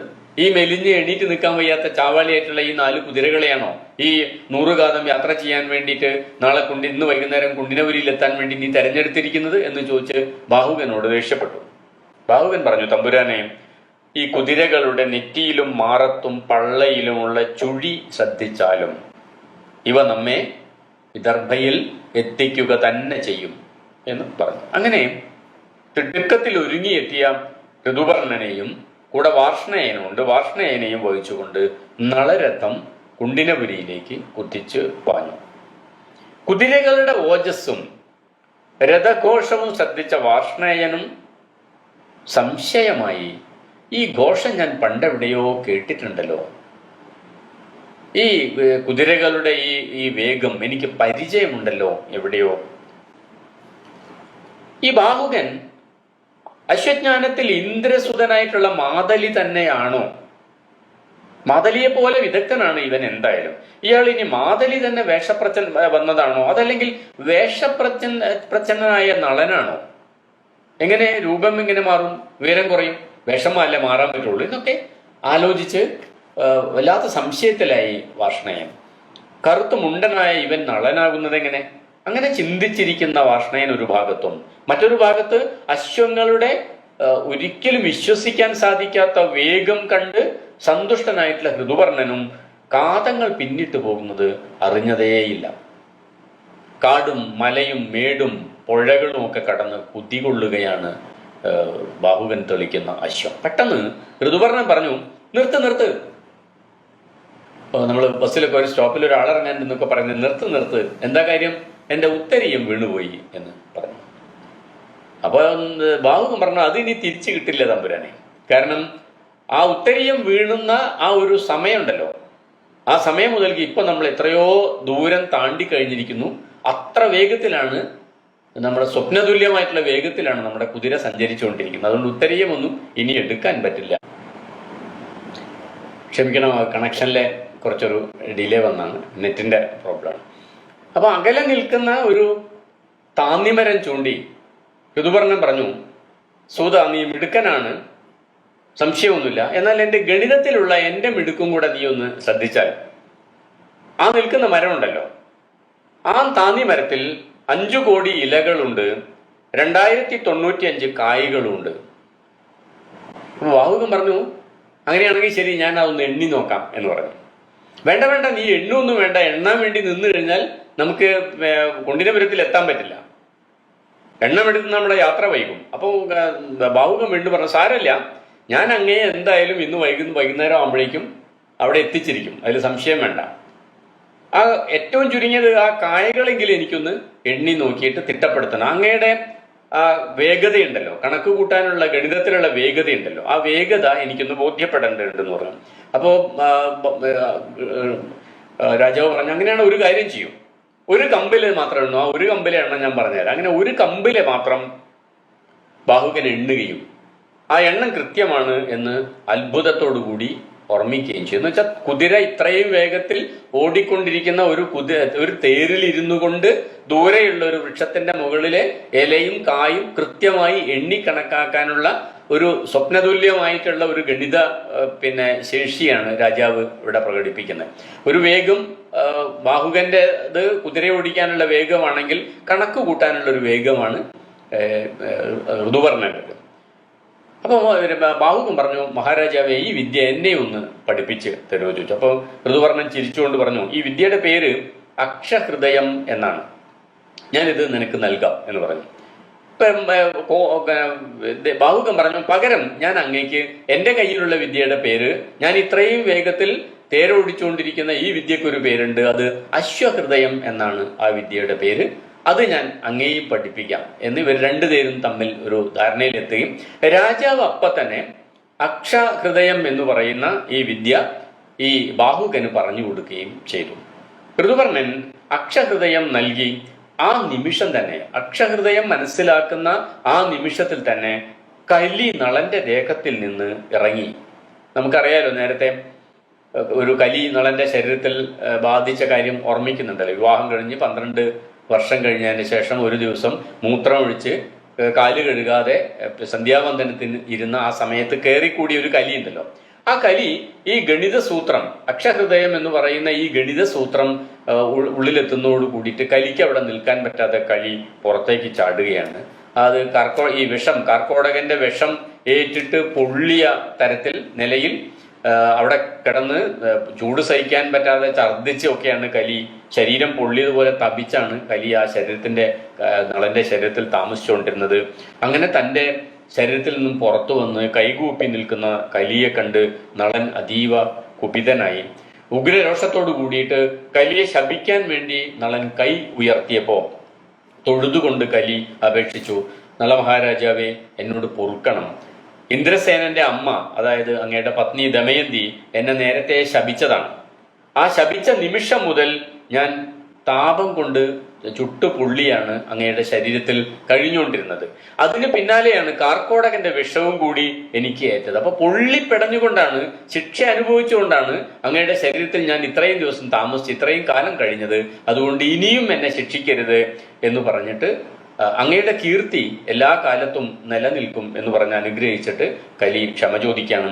അങ്ങയുടെ കഥ പറയുന്ന മനുഷ്യർക്ക് ഒരിക്കലും കലിയുടെ ബാധയുണ്ടാവില്ല എന്ന് ഒരു വാക്കും കൂടെ കൊടുത്തുകൊണ്ടാണ് കലി ഇറങ്ങിപ്പോകുന്നത്. അങ്ങനെ തന്നെ ശരണം പ്രാപിച്ച് കരഞ്ഞ കലിയോട് ക്ഷമിച്ചുകൊണ്ട് കോപം അടക്കി നളൻ കലിയോട് പൊയ്ക്കൊള്ളാൻ വേണ്ടിയിട്ട് പറയുകയാണ്. നളനെ ഭയത്തോടെ നോക്കി കലി അവിടെ നിന്ന് ഇറങ്ങിയിട്ട് ഒരു താന്നി മരത്തിന്റെ മുകളിൽ കയറി ഒളിച്ചിരിക്കുകയാണ്. ആ താന്നി മരത്തിൽ, അതുകൊണ്ട് കലിയുടെ ഇരിപ്പിടം താന്നിമരം ആണ് എന്ന് അങ്ങനെ ഒരു കഥ, ഒരു ഐതിഹ്യം നിലനിൽക്കുന്നുണ്ട്. കുതിരയെ തെളിച്ചുകൊണ്ട് ബാഹുകൻ പിന്നീട് വീണ്ടും വിദർഭയിലേക്ക് യാത്ര തിരിക്കുകയും ചെയ്തു. സന്ധ്യയോടെ ബാഹുകൻ തെളിക്കുന്ന രഥം കുണ്ഡിന നഗരിയിൽ എത്തി. രഥഘോഷം കേട്ടപ്പോൾ കൊട്ടാരത്തിനുള്ളിൽ ദമയന്തിയും കുതിരപ്പന്തിയിലുള്ള നളന്റെ കുതിരകളും സന്തോഷിച്ചു എന്നാണ് പറയുന്നത്. കാരണം ഈ രഥഘോഷം തനിക്ക് പരിചയമുണ്ടല്ലോ എന്ന് ദമയന്തിക്കും തോന്നി, ഈ രഥഘോഷം തങ്ങൾക്ക് പരിചയമുള്ളതാണല്ലോ എന്ന് അവിടെയുള്ള കുതിരകൾക്കും തോന്നി. വാർഷ്ണയൻ പണ്ട് ഏൽപ്പിച്ചിട്ട് പോയ കുതിരകൾ അവിടെ ഉണ്ടായിരുന്നു. ആ കുതിരകൾക്കാണ് നളൻ തെളിക്കുന്ന തേരിന്റെ ഘോഷം പെട്ടെന്ന് തിരിച്ചറിയാൻ വേണ്ടി സാധിച്ചത്. അവിടെ നളനെ കാണാനുള്ള ആകാംക്ഷയോട് കൂടിയിട്ട് ദമയന്തി ഓടി മട്ടുപ്പാവിലേക്ക് ചെന്നു. അയോധ്യയുടെ പതാക വഹിക്കുന്ന ഒരു മഹാരഥം അവിടെ കണ്ടു. അതിൽ നിന്ന് ചാടി ഇറങ്ങി കുതിരകളെ നിയന്ത്രിച്ച് നിർത്തുന്ന കറുത്തു കുള്ളനായിട്ടുള്ള ഒരു തേരാളിയെ കണ്ടു. പിന്നീട് പുറത്തിറങ്ങുന്നത് വേഷഭൂഷകൾ അണിഞ്ഞ് അയോധ്യ രാജാവാണ്, ഋതുപർണനാണ്. പിന്നാലെ പഴയ സൂതൻ വാർഷ്ണേയനുണ്ട്. വാർഷ്ണേയനെയും ദമയന്തി തിരിച്ചറിഞ്ഞു. പക്ഷെ നളനെവിടെ? നളനില്ലെങ്കിൽ പിന്നെ ആ രഥഘോഷം ആരുടേതാണ്? ദമയന്തിക്ക് വല്ലാത്ത നിരാശയും സങ്കടവും ഒക്കെ തോന്നി. അയോധ്യയിൽ നിന്ന് വിദർഭത്തിലേക്ക് 100 കാതം ദൂരം ഒരു പകൽ കൊണ്ട് കുതിര ഓടിച്ച് രഥം തേര ഓടിച്ചു വരാൻ നളനല്ലാതെ പിന്നെ ആർക്കാണ് സാധിക്കുക എന്നും ദമയന്തി അത്ഭുതത്തോടെ ആലോചിച്ചു. പക്ഷെ കാമദേവന് തുല്യമായ തൻ്റെ നളനെ മാത്രം ദമയന്തി അവിടെ എവിടെയും കണ്ടില്ല. ദമയന്തിക്ക് മോഹാലസ്യം വന്നതുപോലെയായി. കാരണം വലിയ പ്രശ്നമാണ് ഉണ്ടാവാൻ പോകുന്നത്. ഒരു രാജാവിനെയാണ് ദമയന്തിയുടെ സ്വയംവരം ഉണ്ടെന്നും പറഞ്ഞ് ക്ഷണിച്ച് കൊട്ടാരത്തിലേക്ക് വരുത്തിയിരിക്കുന്നത്. നാളെ നേരം വെളുത്ത് നോക്കുമ്പോൾ അവിടെ സ്വയംവരം ഇല്ലെങ്കിൽ വലിയ പുകിലായിരിക്കും, വലിയ പ്രശ്നമാവുന്നത്. മാത്രമല്ല, ഭീമ രാജാവിനോട് പോലും തൻ്റെ പിതാവിനോട് പോലും പറഞ്ഞിട്ടില്ല താൻ ഇങ്ങനെ ചെയ്യുന്നുണ്ടെന്ന കാര്യം. ഒറ്റയ്ക്ക് തോന്നിയൊരു ബുദ്ധിയാണ്. അപ്പൊ നളൻ വന്നിട്ടില്ലെങ്കിൽ ഉണ്ടാവാൻ പോകുന്നത് വലിയ വിഷമങ്ങളാണ്. അപ്പോഴേക്കും ഋതുപർണൻ വാർഷ്ണേയനുമൊത്ത് ഭീമരാജാവിന്റെ അടുത്തെത്തിക്കഴിഞ്ഞിരിക്കുന്നു. ഉപചാരങ്ങൾക്കൊക്കെ ശേഷം സംഭാഷണം ആരംഭിച്ച്, പക്ഷേ ഋതുപർണൻ ശ്രദ്ധിച്ച കാര്യം കുണ്ടിനപുരിയിലോ അല്ലെങ്കിൽ കൊട്ടാരത്തിലോ അവിടെ സ്വയംവരത്തിന്റെ യാതൊരു ഒരുക്കങ്ങളും കണ്ടില്ല. നിരവധി രാജാക്കന്മാർ വന്ന് നിറയുന്നു എന്നാണ് സുദേവ ബ്രാഹ്മണൻ പറഞ്ഞിരിക്കുന്നത്. അവിടെ ഒരു രാജാവിനെയും കണ്ടില്ല, ഒരു തേര് പോലും കണ്ടില്ല. തനിക്ക് അബദ്ധം പറ്റിയിരിക്കുന്നു എന്ന് ഋതുപർണന് മനസ്സിലായി. പക്ഷെ അത് തുറന്നു പറയാൻ പോയില്ല. രാജാക്കന്മാരും സേനയും ഒക്കെ വന്ന് എത്രയോ ദിവസമായിട്ട് നിറഞ്ഞു കഴിഞ്ഞിരിക്കുന്നു എന്നാണ് ആ ബ്രാഹ്മണൻ പറഞ്ഞിട്ടുണ്ടായിരുന്നത്. പക്ഷെ ഒരാളെ പോലും കണ്ടില്ല. വാദ്യമേളങ്ങളില്ല, ഉത്സവത്തിന്റെ ചായയില്ല, സ്വയംവര പന്തലില്ല, ഒന്നുമില്ല. കബളിപ്പിക്കപ്പെട്ടിരിക്കുന്നു എന്ന് മനസ്സിലായി ഋതുപർണന്. പക്ഷേ ഋതുപർണൻ ഭാവഭേദമൊന്നും പുറത്തു കാണിക്കാതെ പെരുമാറി.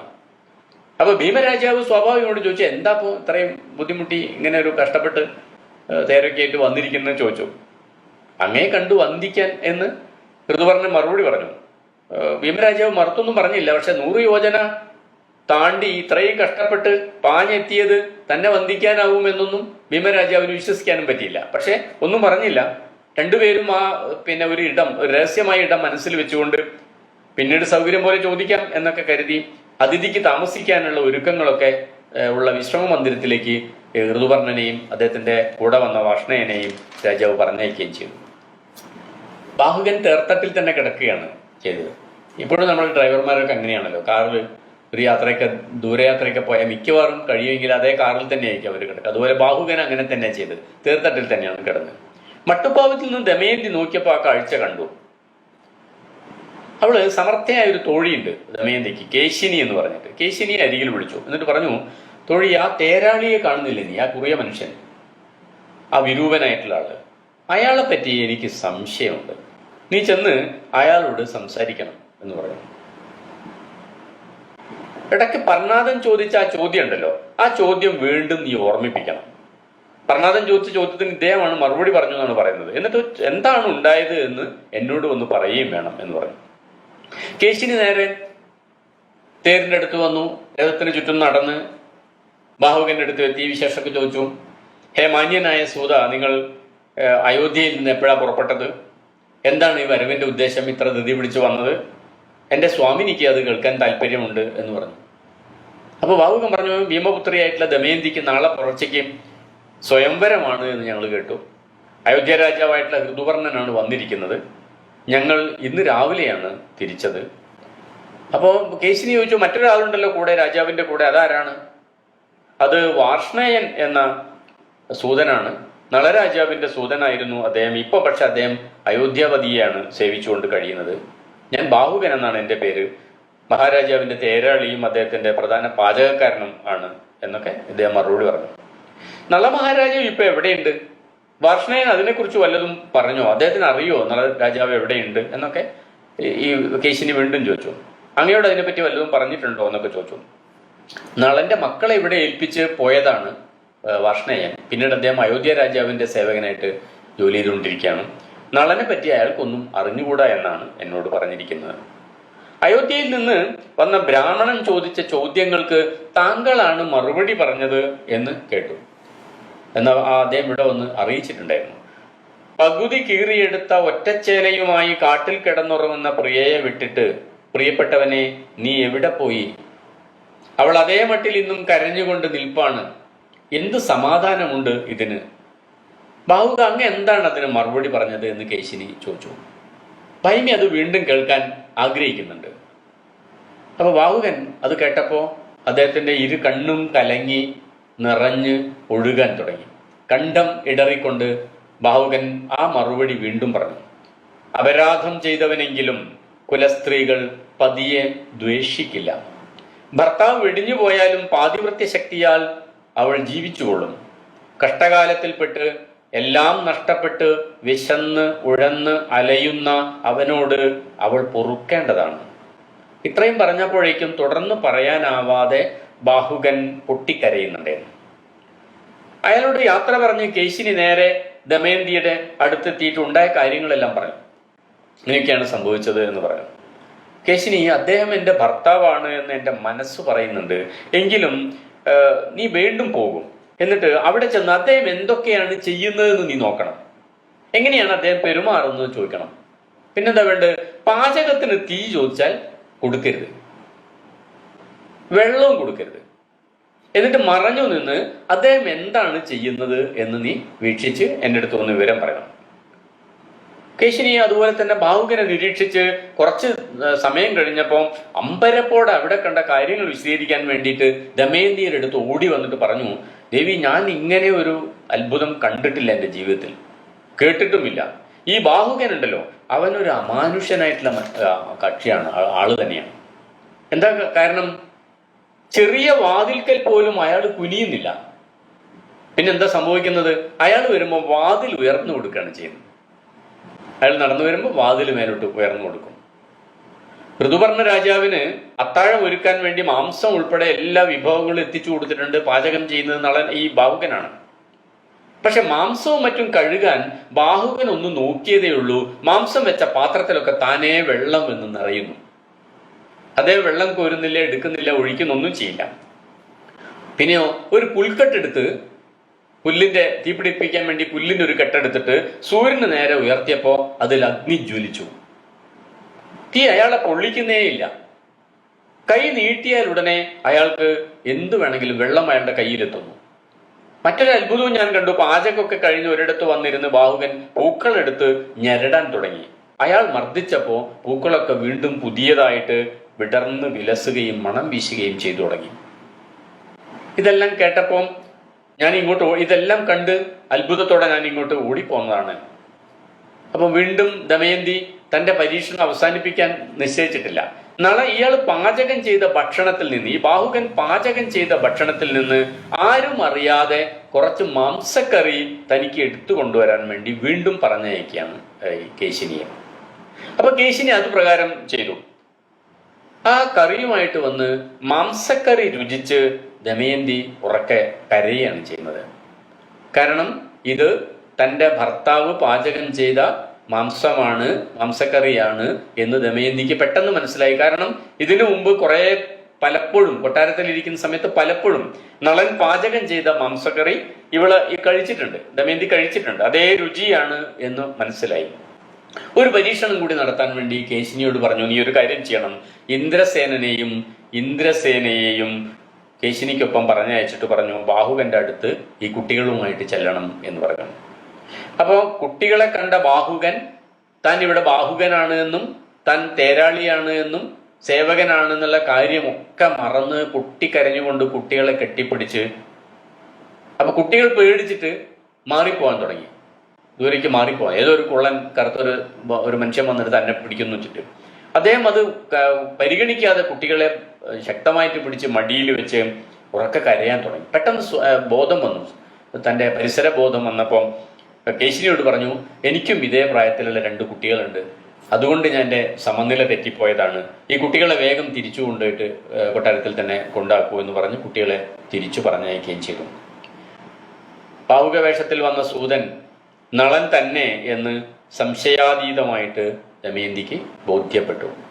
ദമയന്തി അമ്മയുടെ അടുത്ത് ചെന്ന് കാര്യങ്ങളെല്ലാം വിശദീകരിച്ചു. അങ്ങനെ അച്ഛനമ്മമാരുടെ അനുമതിയോടുകൂടി ഈ ബാഹുകനെ അന്തഃപുരത്തിലേക്ക് വരുത്തി. ബാഹുകൻ അന്തഃപുരത്തിലേക്ക് ചെന്നപ്പോൾ അദ്ദേഹം അത്ഭുതസ്തബ്ധനായി പോയി. കാരണം പിതാവിൻ്റെ കൊട്ടാരത്തിലാണ്, എല്ലാ സുഖസൗകര്യങ്ങളോടും കൂടി ജീവിക്കുകയായിരിക്കും, തന്നെ കാണാത്ത വിഷമമുണ്ടെങ്കിലും സന്തോഷത്തോടുകൂടി ജീവിക്കുകയായിരിക്കും തൻ്റെ പത്നി ദമയന്തി എന്നാണ് നളൻ ഇതുവരെ കരുതിയിട്ടുണ്ടായിരുന്നത്. പക്ഷേ കൊട്ടാരത്തിനകത്തും കാഷായ വസ്ത്രം ഉടുത്ത് തലമുടി ജട പിടിച്ച് മലിനദേഹവുമായി താൻ കാട്ടിലായിരുന്നെങ്കിൽ, ഭർത്താവിനോടൊപ്പം കാട്ടിലായിരുന്നെങ്കിൽ എങ്ങനെ കഴിയുമായിരുന്നോ അതേ തരത്തിൽ തന്നെ അന്തഃപുരത്തിൽ കഴിയുന്ന ദമയന്തിയെ കണ്ട് ബാഹുകൻ പൊട്ടിക്കരഞ്ഞുപോയി. ദമയന്തി ചോദിച്ചു, ബാഹുക, ഉറങ്ങുന്ന പെണ്ണിനെ കാട്ടിൽ കളഞ്ഞിട്ട് പോയ ആ മനുഷ്യനെ അങ്ങ് എവിടെയെങ്കിലും വെച്ച് കണ്ടുപോ? എന്തു കുറ്റമാണ് അവൾ ചെയ്തത്? ദേവന്മാരുടെ കൈ വെടിഞ്ഞ് നളനെ വരിച്ചതോ എൻ്റെ കുറ്റം? അവരുടെ മുമ്പിൽ വെച്ച് എൻ്റെ കൈ പിടിച്ച് എന്നും ഞാൻ നിന്നെ രക്ഷിച്ചു കൊള്ളാമെന്ന് വാക്കു നൽകിയത് അദ്ദേഹം വിസ്മരിച്ചു പോയോ എന്ന് ചോദിച്ചു. അങ്ങനെ കരഞ്ഞു നിൽക്കുന്ന പ്രിയയുടെ സങ്കടം കണ്ട് ബാഹുകൻ തൻ്റെ അഭിനയമൊക്കെ മറന്നുപോയിട്ട് താൻ നളൻ തന്നെ എന്ന് പ്രഖ്യാപിക്കുന്ന തരത്തിൽ പറഞ്ഞു, പ്രിയേ, ഞാൻ തനിയെ ചെയ്തതല്ലല്ലോ ഇതൊന്നും. നാടു നഷ്ടപ്പെടുത്തിയതും നിന്നെ കൈവിട്ട് ഓടിപ്പോയതും എൻ്റെ ദേഹത്തിൽ കയറിക്കൂടിയ കലിബാധയാലായിരുന്നു. നിന്റെ ശാപം കാരണം തീപ്പൊള്ളലേൽക്കും പോലെ നീറിക്കൊണ്ടാണ് അവൻ എന്നിൽ കുടികൊണ്ടത്. ആ പാപി എന്നെ വിട്ടുപോയി. ഇപ്പോൾ ഞാനിതാ തിരിച്ചെത്തിയിരിക്കുന്നു. എന്നിട്ട് അല്പസമയം നളൻ മൗനമായിട്ട് നിന്നു. പിന്നീട് ഈ ബാഹുകൻ പറഞ്ഞു, എന്നാൽ എനിക്ക് ഒന്നറിയാനുണ്ട്. ദമയന്തിയുടെ രണ്ടാം വിവാഹം വീണ്ടും വിളംബരപ്പെടുത്തിക്കൊണ്ട് ദൂതന്മാർ നാട്ടിലെല്ലാം നടക്കുന്നുണ്ട്. അയോധ്യ രാജ്യത്വം വന്നതിന്റെ ഫലമായിട്ടാണ് ഞങ്ങൾ ഇവിടെ എത്തിയിരിക്കുന്നത്. അത് കേട്ട് മോഹിച്ചാണ് അയോധ്യ രാജാവായിട്ടുള്ള ഋതുവർണ്ണൻ ഇവിടെ എത്തിയത്. സ്വൈരിണിയെ പോലെ, ആ വാക്ക് ശ്രദ്ധിക്കണം, സ്വൈരിണിയെ പോലെ. സ്വൈരിണി എന്ന് പറഞ്ഞാൽ വേശ്യാണ്. ഇഷ്ടമുള്ളവനെ ഭൈമി വരിക്കുമത്രേ. ഇത് കേട്ട് ദമയന്തി കുപ്പുകൈകളോടെ കരഞ്ഞുകൊണ്ട് വിറച്ചും പറഞ്ഞു, നാഥ, എന്നിൽ ദോഷം വിചാരിക്കരുതേ. അങ്ങയെ കണ്ടുപിടിക്കാൻ മാത്രമാണ് ആ ബ്രാഹ്മണൻ മുഖാന്തരം ഈ ഉപായം ഞാൻ പ്രയോഗിച്ചത്. ഒരു പകൽ കൊണ്ട് 100 യോജന തേരോടിച്ചെത്തുവാൻ അങ്ങയ്ക്കല്ലാതെ മറ്റാർക്ക് കഴിയും? എൻ്റെ ഈ വാക്കുകൾക്ക് വായുദേവനും മറ്റു ദേവന്മാരും സാക്ഷിയാണ്. ഇത് അസത്യമെങ്കിലോ എൻ്റെ ജീവൻ ഇപ്പോൾ തന്നെ ഒടുങ്ങട്ടെ എന്ന് പറയും. അപ്പോൾ ആകാശത്ത് നിന്ന് ദിവ്യപുഷ്പങ്ങൾ പൊഴിഞ്ഞു പെരുമ്പറ മുഴക്കിക്കൊണ്ട് ഗംഭീര ശബ്ദത്തിൽ ഒരു അശരീരി ഉണ്ടായി എന്ന് പറയുന്നു. ഹേ നള, ഇവൾ പതിവ്രതാരത്നമാണ്. ഞങ്ങൾ ദേവകൾ ഇവൾക്കു സാക്ഷി. സത്യവചസ്സായ ഈ സാധ്വിയെ ശങ്ക വെടിഞ്ഞ് സ്വീകരിക്കുക എന്നൊരു പ്രഖ്യാപനമുണ്ടായി. അങ്ങനെ ദേവന്മാരുടെ ആജ്ഞയെ ശിരസാ വഹിച്ചുകൊണ്ട് തല കുനിച്ച് നളൻ ദമയന്തിയെ സ്വീകരിച്ചു എന്നുമാണ് കഥ. നളനെ തിരിച്ചറിഞ്ഞെങ്കിലും നളന്റെ രൂപമാറ്റം എങ്ങനെ എന്ന് ദമയന്തിക്ക് അപ്പോഴും മനസ്സിലായില്ല. അപ്പൊ പരിഭ്രമിച്ച് നിൽക്കുകയാണ് ദമയന്തി.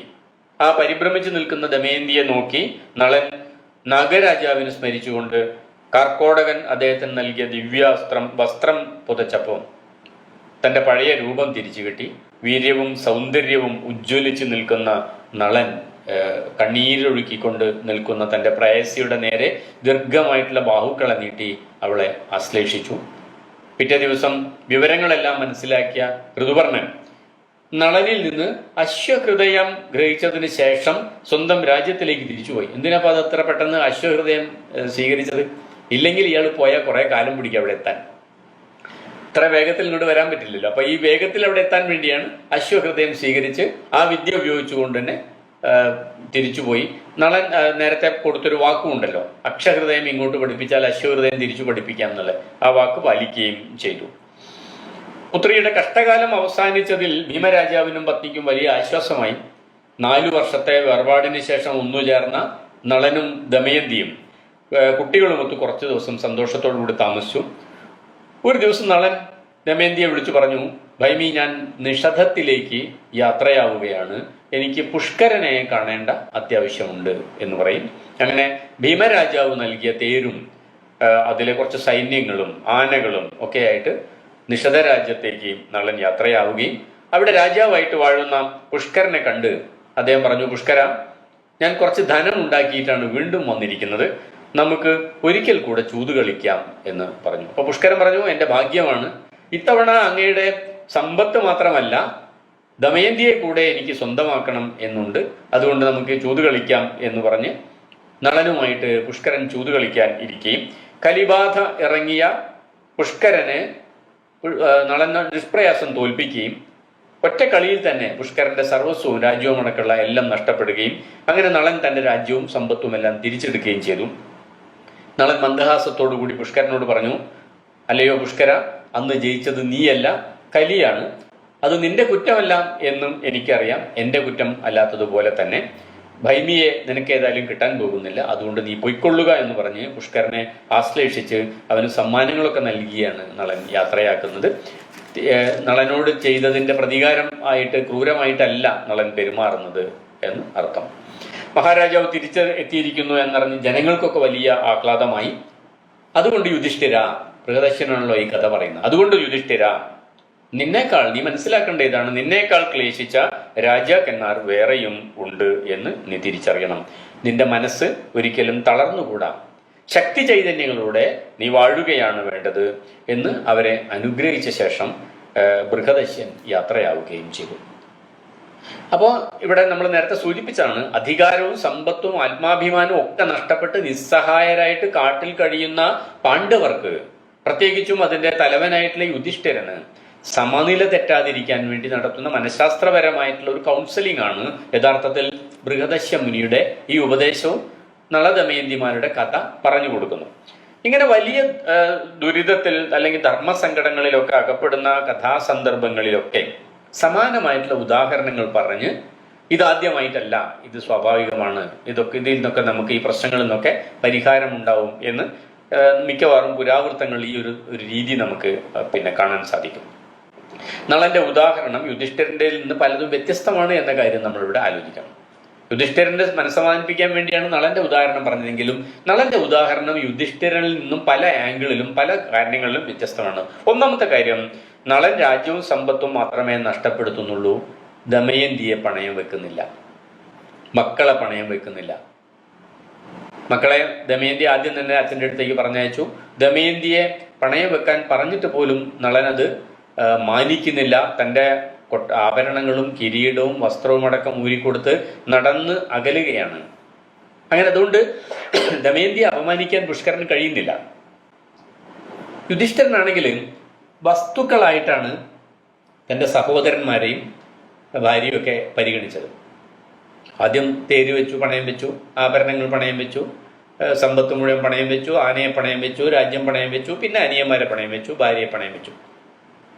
സമ്പത്തായിട്ടാണ് ഇവരെയൊക്കെ കണ്ടത്. പക്ഷെ നളൻ ഒരിക്കലും അങ്ങനെ കണ്ടില്ല. ദമയന്തിയെ വ്യക്തിയായിട്ടാണ് നളൻ കണ്ടത്. അതുകൊണ്ട് ഇനി ദമയന്തിയെ പണയം വെക്കാമെന്ന് പുഷ്കരൻ പറഞ്ഞ സമയത്തും എന്നാൽ ശരി, ദമയന്തിയെ പണയം വെച്ചിട്ട് രാജ്യം തിരിച്ചു പിടിക്കാമെന്നല്ല നളൻ കരുതുന്നത്.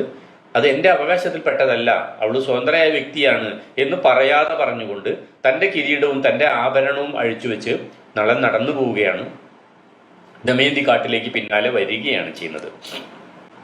ആ യാത്രയിലുടനീളം പിതാവിൻ്റെ കൊട്ടാരത്തിലേക്ക് വഴി കാണിച്ചു കൊടുക്കുന്നുണ്ട് ദമയന്തിക്ക് നളൻ. വേണമെങ്കിൽ നിനക്ക് പോവാം, ഇതാണ് പിതാവിൻ്റെ കൊട്ടാരത്തിലേക്കുള്ള വഴി, ഈ യാത്രക്കാരൻ അങ്ങോട്ടാണ്, ഈ വഴി അങ്ങോട്ടാണ് എന്ന് ആവർത്തിച്ച് പറയുന്നുണ്ട്. എന്നാൽ യുധിഷ്ഠിരനോ പാണ്ഡവന്മാരോ ഈ സ്ത്രീയെ ഇങ്ങനെ കാട്ടിൽ വെച്ചിട്ട് ബുദ്ധിമുട്ടിക്കാൻ പാടില്ല, ഇവൾക്കൊരച്ഛനും അമ്മയും ഉണ്ട്, ധ്രുവദ രാജാവിൻ്റെ കൊട്ടാരത്തിൽ ഈ പെൺകുട്ടിയെ കൊണ്ടാക്കിയതിൻ്റെ ശേഷം നമുക്ക് പോകാൻ കാട്ടിലേക്ക് എന്ന് ഒരിക്കൽ പോലും ചിന്തിക്കുന്നില്ല. മാത്രമല്ല തനിക്കും തൻ്റെ സഹോദരന്മാർക്കും തൻ്റെ കൂടെയുള്ള ബ്രാഹ്മണന്മാർക്കും ഭക്ഷണം ഉണ്ടാക്കി കൊടുക്കാനുള്ള ചുമതല കൂടി ഈ പാഞ്ചാലിയെ ഏൽപ്പിക്കുകയാണ് ചെയ്യുന്നത് യുധിഷ്ഠിരൻ. നളൻ ചൂതിൽ ഭ്രമിക്കാൻ വേണ്ടി ഒരു കാരണമുണ്ട്, കലി ബാധിച്ചതുകൊണ്ടാണ്. അത് ആ കലി ബാധിക്കാനുള്ള കാരണമാണെങ്കിൽ ദേവന്മാരെ തിരസ്കരിച്ചുകൊണ്ട് മനുഷ്യനായിട്ടുള്ള നളനെ ദമയന്തി സ്വീകരിച്ചു എന്നുള്ളതിൻ്റെ പേരിലുള്ള കലിദ്വാപരന്മാരുടെ ശത്രുതയാണ്. അപ്പോൾ ഒരു റീസൺ ഉണ്ട്, ഒരു കാരണമുണ്ട്. രോഗത്തിന് രോഗാണുക്കൾ എന്ന പോലെ ഒരു കാരണമുണ്ട്. എന്നാൽ യുധിഷ്ഠിരനോ അങ്ങനെ യാതൊരു കാരണവുമില്ല. യുധിഷ്ഠിരന് അദ്ദേഹം ധർമ്മവ്രതനാണ്, സത്യനിഷ്ഠയുള്ളവനാണ് എന്നൊക്കെ പറഞ്ഞിട്ടാണ് ഈ ചതുർവ്യസനങ്ങളിൽ ഒന്നായിട്ടുള്ള ഈ ചൂത് കളിക്കാൻ പോകുന്നത്. അവിടെ സർവ്വവും നഷ്ടപ്പെടുത്തിയിട്ട് ഇങ്ങനെ യാതൊരു ബുദ്ധിയുമില്ലാത്ത, യാതൊരു ധർമ്മബോധവുമില്ലാത്ത ഏത് നാലാന്തരം ചൂതാട്ടക്കാരനെ പോലെ യുധിഷ്ഠിരൻ പെരുമാറുന്നതിന് യാതൊരു ന്യായീകരണവുമില്ല.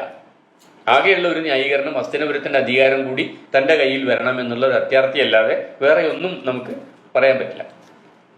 കലി ഇറങ്ങിയപ്പോൾ യുധിഷ്ഠിരൻ എന്താ ചെയ്യുന്നത്? നളൻ പുഷ്കരനെ വീണ്ടും വിളിച്ച് ചൂത് കളിച്ച് എങ്ങനെയാണോ പുഷ്കരൻ തന്നെ പരാജയപ്പെടുത്തിയത് അതിന്റെ നേരെ എതിരായിട്ടുള്ള രീതിയിൽ പുഷ്കരനിൽ നിന്ന് ചൂതിലൂടെ തന്നെ തന്റെ രാജ്യവും സമ്പത്തും എല്ലാം നളൻ തിരിച്ചെടുക്കുകയാണ് ചെയ്യുന്നത്. അതിനുവേണ്ടി വേറെ വലിയ യുദ്ധമൊന്നും ഉണ്ടാവുന്നില്ല. 10,000-കണക്കിന് ആൾക്കാരെ കൊല്ലേണ്ട യാതൊരു കാര്യവും ഉണ്ടാവുന്നില്ല. എന്നാൽ യുധിഷ്ഠിരനായിട്ട് ഈ ചൂത് കളിച്ച് നഷ്ടപ്പെടുത്തിയ സാധനം യുധിഷ്ഠിരന് തിരിച്ചെടുക്കാൻ സാധിക്കുന്നില്ല. മാത്രമല്ല അതിന്റെ രാജ്യം തിരിച്ചെടുക്കാൻ വേണ്ടി വലിയ ഒരു യുദ്ധം തന്നെ നടക്കുകയും ഇരുപക്ഷത്തുമുള്ള മുഴുവൻ ആൾക്കാരെയും കൊലക്കി കൊടുത്തിട്ട് വലിയ ദുരന്തം തന്നെ സംഭവിച്ചതിന്റെ ശേഷമാണ് യുധിഷ്ഠിരന് തന്റെ രാജ്യം തിരിച്ച് കിട്ടുന്നത്. എല്ലാ ക്രൂരതകളും സംസ്ഥാപനാർത്ഥം എന്ന് അതിനൊരു ന്യായീകരണം പറയുന്നുണ്ടെങ്കിൽ പോലും ചതുർവ്യസനങ്ങളിൽ ഒന്നായിട്ടുള്ള ചൂത് കളിക്കാൻ പാടില്ലാത്തതായിരുന്നു എന്ന് യുധിഷ്ഠിരന് ഒരിക്കലും തോന്നുന്നും ഇല്ല.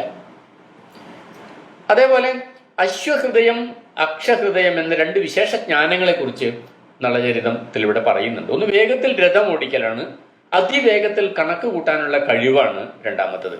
പ്രധാനപ്പെട്ട രണ്ട് ബിംബങ്ങളാണ് ഈ അശ്വഹൃദയവും അക്ഷഹൃദയവും. കാരണം കഥയുടെ പരിസമാപ്തി എന്താണ്? അശ്വഹൃദയത്തെ അടിസ്ഥാനപ്പെടുത്തിയാണ്. ഒറ്റ ദിവസം കൊണ്ട് ഒരു രാജ്യത്ത് നിന്ന് മറ്റൊരു രാജ്യത്തേക്ക് 100 കാതം തേരോടിക്കാൻ കഴിയുന്ന ഒരാള്, അശ്വഹൃദയത്തിന്റെ ജ്ഞാനം ഉള്ള ആള്. ആ അക്ഷഹൃദയം എന്നുള്ള ജ്ഞാനം കിട്ടിയത് കൊണ്ടാണ് നളനിൽ നിന്ന് കലി ഇറങ്ങിപ്പോകുന്നത്. അപ്പോൾ ഇതൊരു നമ്മളൊരു സിനിമയായിട്ടോ ഒരു നാടകമായിട്ടൊക്കെ കാണുകയാണെങ്കിൽ ഇതിന്റെ ക്ലൈമാക്സിലേക്ക് നയിക്കുന്ന വളരെ പ്രധാനപ്പെട്ട രണ്ട് കാരണങ്ങളാണ്, അല്ലെങ്കിൽ രണ്ട് ബിംബങ്ങളാണ് ഈ അശ്വഹൃദയം എന്നും അക്ഷഹൃദയം എന്നുള്ള ഈ രണ്ട് ജ്ഞാനങ്ങൾ. നളനല്ലാതെ മറ്റാർക്കും ഇത്രയും ദൂരത്തിൽ ഇങ്ങനെ ഇത്ര വേഗത്തിൽ തേരോടിക്കാൻ കഴിയില്ല എന്ന് അറിഞ്ഞതുകൊണ്ടാണ് ദമയന്തി നാളെ ദമയന്തിയുടെ സ്വയംവരമുണ്ട് എന്ന് വിളംബരം ചെയ്യുന്നത്. ഈ വേഗം അസാധ്യം എന്നതിനാലാവാം ഗുണവാൻ, വീര്യവാൻ എന്നതിനോടൊപ്പം തന്നെ അശ്വകോവിതൻ എന്നും നളനെ പരിചയപ്പെടുന്നു. ആദ്യം തന്നെ ഉപവന്നോ ഗുണയർ ഇഷ്ടൈരൂപവാൻ അശ്വകോവിത എന്ന് ആദ്യം തന്നെ പറഞ്ഞു വെക്കുന്നത് ഈ കഥയുടെ പരിസമാപ്തിയിൽ നളൻ ഇങ്ങനെ പെരുമാറുമ്പോൾ വിശ്വാസ്യത, ആസ്വാദകർക്ക്, കഥ വായിക്കുന്നവർക്ക് വിശ്വാസ്യത ഉണ്ടാവാൻ വേണ്ടി വലിയ ഗുണം ചെയ്യുന്നുണ്ട്. ഞാൻ ബാഹുകനാണ്, അശ്വവാഹനം കൈകാര്യം ചെയ്യാൻ എനിക്ക് സമമായി ആരും ഇല്ല, മാത്രമല്ല ഭക്ഷണം പാചകം ചെയ്യുന്നതിലും വിശേഷ ജ്ഞാനമുണ്ട് എന്നാണ് ഋതുപർണന്റെ രാജധാനിയിൽ ചെന്നിട്ട് ബാഹുകൻ തന്നെ പരിചയപ്പെടുന്നത്.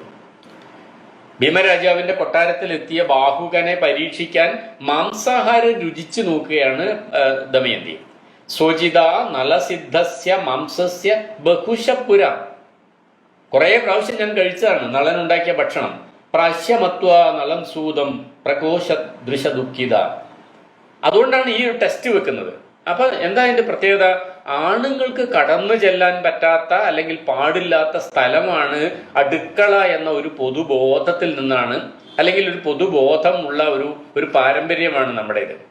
ആ പാരമ്പര്യത്തിൽ നിന്ന് വ്യതിചലിക്കുന്ന ഒരു കഥയാണ് നളന്റെ കഥ എന്ന് നമുക്ക് ഓർമ്മിക്കാം. ഒരു കഥയിലെങ്കിലും ഒരു രാജാവ് നല്ല പാചകക്കാരൻ കൂടിയാണ് എന്ന് പറയുന്നത് ആ രാജാവിന്റെ ഗുണമായിട്ട് മാറുകയാണ്. എന്തുകൊണ്ടായിരിക്കാം ഇങ്ങനെ സംഭവിച്ചിട്ടുണ്ടാവുക നമുക്കറിയില്ല. പക്ഷെ എനിക്ക് തോന്നുന്നത് നിഷധ രാജ്യത്തെ രാജാവാണ് നളൻ. നിഷാദനാണ്. നിഷാദൻ എന്ന് പറഞ്ഞാൽ ഒരു ഗോത്ര വിഭാഗമാണ്, പിന്നെ ഒരു കാട്ടാള വിഭാഗത്തിൽപ്പെട്ടവരാണ്. അവരുടെ പാരമ്പര്യത്തിൽ ഒരുപക്ഷെ സ്ത്രീകളെ പോലെ പുരുഷന്മാരും ഈ അടുക്കളയിൽ കയറി പാചകം ചെയ്യുന്ന അങ്ങനെയുള്ള ചില ഗോത്രങ്ങളൊക്കെ ഉണ്ടായേക്കാം.